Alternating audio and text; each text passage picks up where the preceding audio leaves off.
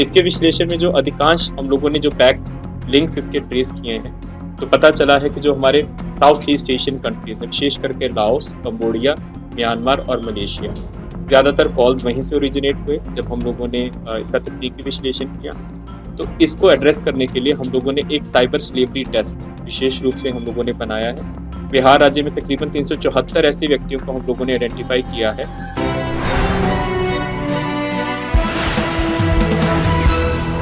इस बहुत जल्दी कार्रवाई की थी और यथाशीघ्र कार्रवाई करते हुए बहुत से मामले जो बहुत संवेदनशील थे, उनको लॉ एंड ऑर्डर की प्रॉब्लम में कन्वर्ट होने से बचाया गया था। साइबर जागरूकता को लेकर हम लोग लगातार प्रयत्नशील रहते हैं। हम लोगों cyber awareness weeks, cyber awareness days और बहुत से विभिन्न कैंपेन्स, चाहे सोनपुर मेला हो, जहाँ पर भी हम लोगों को फुटफॉल्स मिलते हैं, हम लोग वहाँ पे करवाते हैं। और आर्थिक अपराध इकाई साइबर प्रशिक्षण के मामले में भी बिहार राज्य स्तर की नोडल इकाई है। हम लोगों ने इस वर्ष लगभग 7,315 कर्मियों को ऑनलाइन और ऑफलाइन दोनों मोड में हम लोगों ने प्रशिक्षित किया है।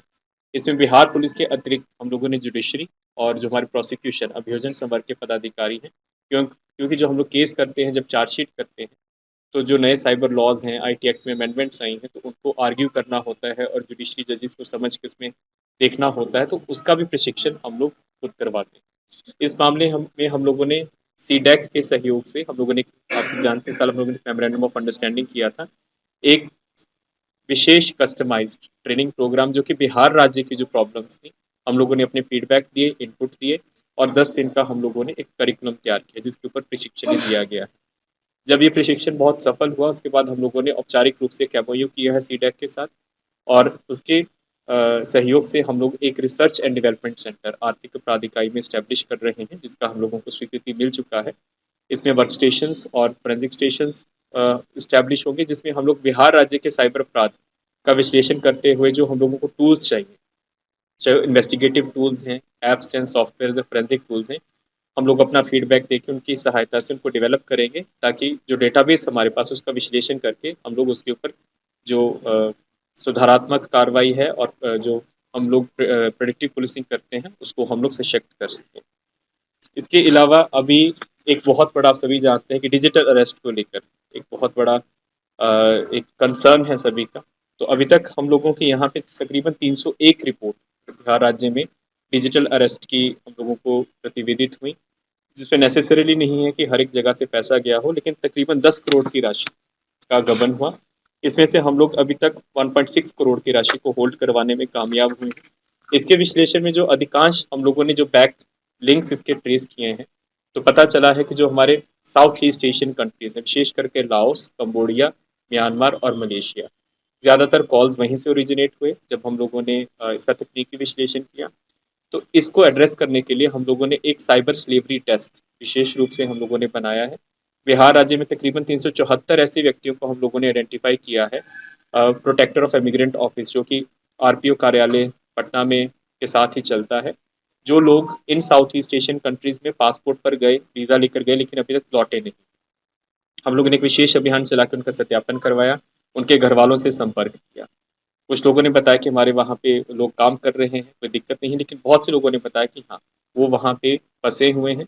उनकी समेकित सूची तैयार करके I4C के साथ हम लोगों ने साझा किया, पासपोर्ट डिटेल्स प्राप्त किए और 8 ऐसे ट्रैवल एजेंट्स को, जिसमें 2 बिहार बेस्ड हैं और 6 अन्य राज्यों में बेस्ड हैं, ज़्यादातर दिल्ली एनसीआर में बेस्ड हैं, उनको आइडेंटिफाई किया, जिनके माध्यम से ये लोग गए थे।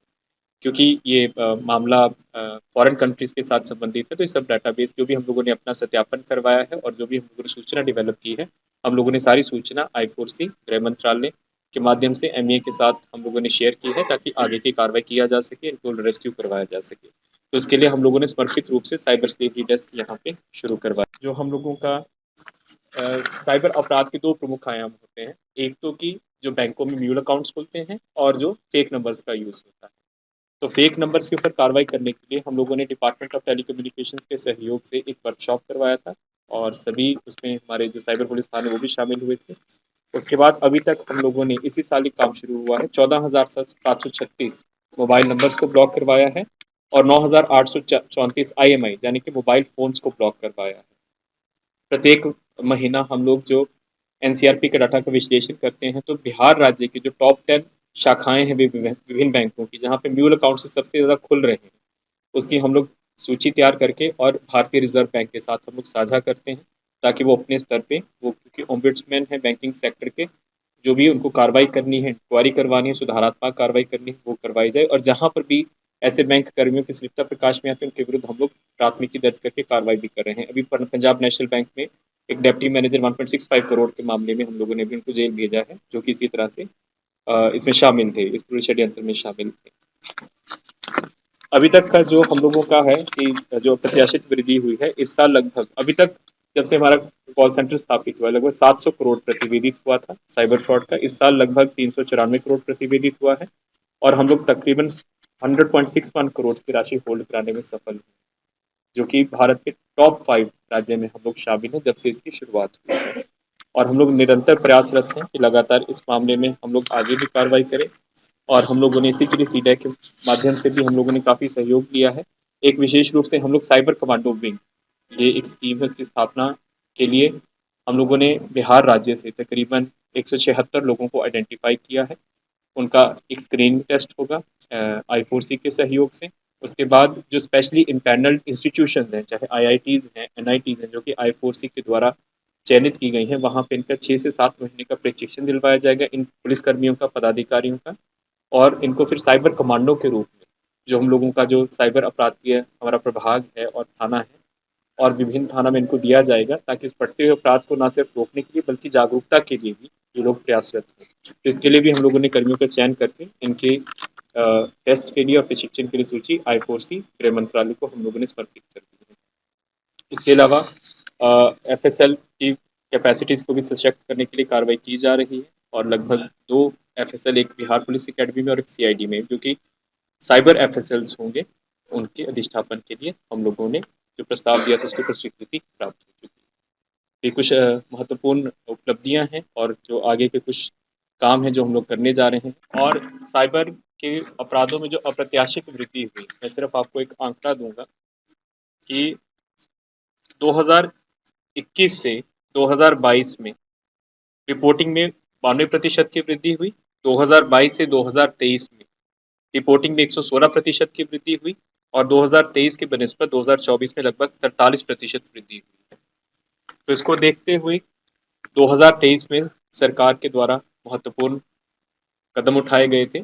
सबसे पहले आर्थिक अपराध इकाई में, जैसा कि सर ने बताया, 1930 हेल्पलाइन कॉल सेंटर, जिसको NCRP पोर्टल कॉल सेंटर भी बोलते हैं, उसकी स्थापना की गई।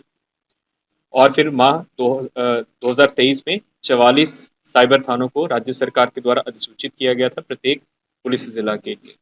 इसके बाद हम लोगों को साइबर अपराध के ऊपर अंकुश लगाने में बहुत ज़्यादा बल मिला है।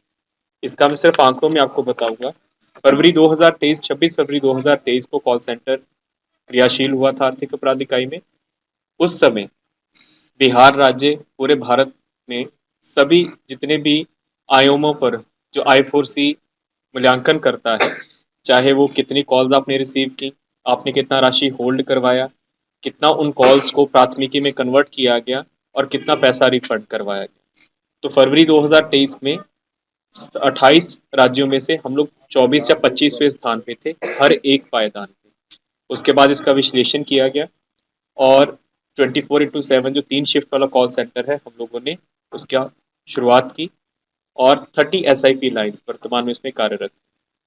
उसके बाद अब की स्थिति, हमारी नवंबर के जो आंकड़े हैं, हम लोग जो कॉल प्रतिशत जितना हम लोग आंसर करते हैं, शीर्षार्थ 3 राज्यों में से हैं। राशि होल्ड करवाने में 16.78%। अभी हम लोग 5वें स्थान इस महीना पे रहे हैं, लेकिन बीच में हम लोगों ने 2 महीने लगातार टॉप भी किया है। जून में और अगस्त में हम लोग शीर्षार्थ थे, पूरे भारत में हम लोग ने सबसे ज़्यादा राशि होल्ड करवाई थी। उसके बाद प्राथमिकी दर्ज करवाने में जितना हम लोगों को रिपोर्ट होता है, बिहार तीसरे स्थान पर है पूरे देश भर में। होल्ड करवाने में हम लोग 12वें स्थान, रिफंड करवाने में 12वें स्थान पर है। उसका मुख्य कारण ये है कि प्रत्येक राज्य में हाईकोर्ट की अलग अलग प्रैक्टिसेस है। बहुत से राज्यों में हाईकोर्ट के द्वारा एडमिनिस्ट्रेटिव साइड पे ऑर्डर निकला है कि बिना प्राथमिकी दर्ज किए हुए भी आप विक्टिम को पैसा वापस करा सकते हैं पुलिस की एक्शन टेकन रिपोर्ट पे। तो एक अच्छा पहल हुआ है, जैसे हिमाचल प्रदेश में, तमिलनाडु में, और यहाँ पर भी हम लोग प्रयासरत हैं कि हम लोग माननीय उच्च न्यायालय से अनुरोध करके इस प्रकार का एक एडमिनिस्ट्रेटिव ऑर्डर निकालें। तो इस आयाम में भी फिर हम लोगों को बहुत सहयोग मिलेगा। जो हम लोग राशि होल्ड करवाते हैं, वापस विक्टिम्स को करवाने के लिए। उसके बाद जो हम लोगों ने 44 थाना शुरू हुए थे। उससे पहले लोगों को बहुत परेशानी होती थी कि कहाँ पे साइबर अपराध के मामले दर्ज होने हैं। अब उसके बाद जो प्राथमिकियों की संख्या है वो भी अच्छी है, लोगों को मालूम है, जानकारी है, और इसके कारण जो साइबर अपराधियों के विरुद्ध गिरफ्तारी का अभियान है वो भी हम लोग लगातार चला रहे हैं। आर्थिक अपराध इकाई स्तर से हम लोग एक स्पेशल ऑपरेशन चलाते हैं, साइबर प्रहार। जो हमारे पास एनसीआरपी का डेटा होता है, बहुत ही विस्तृत डेटाबेस है। हम लोगों का अपना एक साइबर सर्विलांस टीम, इस डेटाबेस को हम लोग एनालाइज करते हैं। इसमें एक पोर्टल है जिसको प्रतिबिंब पोर्टल बोलते हैं। तो इसमें हम लोग देखते हैं कि जो एनसीआरपी पोर्टल पे नंबर रिपोर्ट होते हैं कि कौन से नंबर से हम लोगों को कॉल्स आ रही हैं, हम लोग उनको जियो लोकेशन लेते हैं, जियो टैगिंग करते हैं। फिर जो में से जो नंबर एक्टिव होते हैं उनको हम लोग मैप करते हैं गूगल मैप्स के ऊपर, और उसके बाद जो हमारी टीम्स हैं, जो साइबर थानों के जो ज़िला की टीम्स उनके सहयोग से वहाँ पर रेड्स की जाती हैं। जो ऑपरेशन साइबर प्रहार इस साल हम लोगों ने चलाना शुरू किया था, इसमें एसपी साइबर जो हमारे हैं वो नोडल ऑफिसर हैं। इस साल ये इलेक्शंस के बाद हम लोगों ने कार्रवाई शुरू की थी। लगभग 120 अपराधी इस ऑपरेशन साइबर प्रहार में हमारे विश्लेषण के आधार पर गिरफ्तार हुए हैं, और लगभग 688 अपराधी साइबर थाना ने जो अपना विश्लेषण किया, क्योंकि उनको भी एनसीआरबी पोर्टल का डाटा एक्सेस होता है, उन्होंने अपने इनिशिएटिव पे साइबर अपराधियों की गिरफ्तारी की। उसके बाद आर्थिक अपराध इकाई हम लोग हैंड होल्डिंग करते हैं साइबर थाना की, और राज्य भर में जितने भी साइबर अपराध के केस रिपोर्ट होते हैं उनमें हम लोग तकनीकी सहायता भी उपलब्ध करवाते हैं। क्योंकि हमारे पास फोरेंसिक वर्क स्टेशन को हम लोगों ने मजबूत किया है, फोरेंसिक लैब को अपने मजबूत किया है, और अभी तक इस साल हम लोगों ने लगभग 2308 कांडों में जो बिहार राज्य के विभिन्न थाना में प्रतिवेदित हुए थे, हम लोगों ने तकनीकी सहयोग देके और अपराधियों तक पहुंचने में सब संबंधित थाना की मदद करवाई है, उनकी गिरफ्तारी में सहयोग दिया है। एक बहुत बड़ा जो अब हम लोगों के लिए चैलेंज बनता जा रहा है, सोशल मीडिया। जब लोकसभा का चुनाव था 2024 में, तो निर्वाचन आयोग भारत सरकार का काफ़ी इसके ऊपर एक कंसर्न भी था, मिस इन्फॉर्मेशन को लेकर और फेक न्यूज़ को लेकर। उसके बाद हम लोगों ने आर्थिक अपराध इकाई में अप्रैल 2024 में ही सोशल मीडिया पेट्रोलिंग यूनिट की स्थापना की। इसके बाद हम लोग लगातार 24/7 हमारा यूनिट चलता है। इस यूनिट के द्वारा अब तक कुल 419 शिकायतें, इस प्रकार की पोस्ट, इस प्रकार के वेब पेजेस को आइडेंटिफाई किया है, जहाँ पर आपत्तिजनक सूचनाएं, भ्रामक सूचनाएं, फेक न्यूज़, ये सब हम लोगों ने साइबर स्पेस की पेट्रोलिंग के क्रम में पाए थे। इनमें से तकरीबन 205 आपत्तिजनक पोस्टों को टेक डाउन करवाया गया है, 4 वेब पेजेस को हम लोगों ने ब्लॉक करवाया है, और राज्य भर में विभिन्न थाना में, साइबर थाना में 40 प्राथमिकियां हम लोगों ने दर्ज करवाई हैं। इसके अतिरिक्त जब भी कोई संवेदनशील पोस्ट होता है जिससे लॉ एंड ऑर्डर बिगड़ने की संभावना